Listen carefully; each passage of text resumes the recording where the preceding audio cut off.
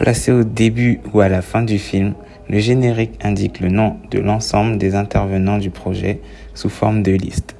On peut aussi y retrouver les titres musicaux du film et des remerciements aux partenaires de la production. Quand le cinéma devient le nouveau loisir à la mode au début du XXe siècle, les faiseurs, réalisateurs, acteurs et autres techniciens ne sont que des ombres.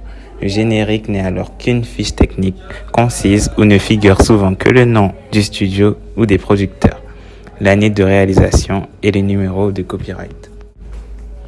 Le générique a forte valeur ajoutée à une date de naissance, 1955. Quant à son géniteur, il se nomme Saul Bass.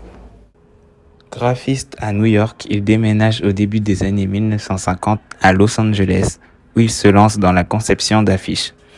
Préférant un symbole graphique à une image représentant une scène du film, il révolutionne le concept même du générique lorsque Otto Preminger lui confie celui de l'homme au bras d'or.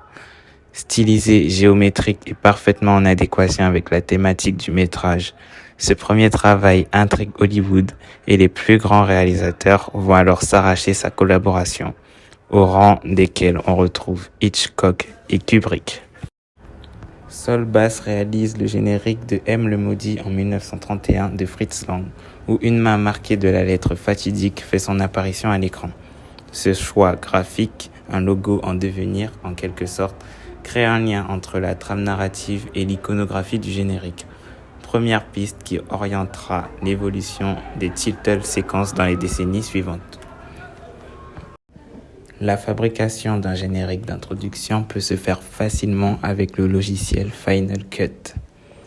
Il suffit de sélectionner un plan de titre dans la timeline de Final Cut, de placer la tête de lecture sur le plan de titre sélectionné et dans le visualiseur, double-cliquer sur le texte du titre, puis saisir le texte de votre choix.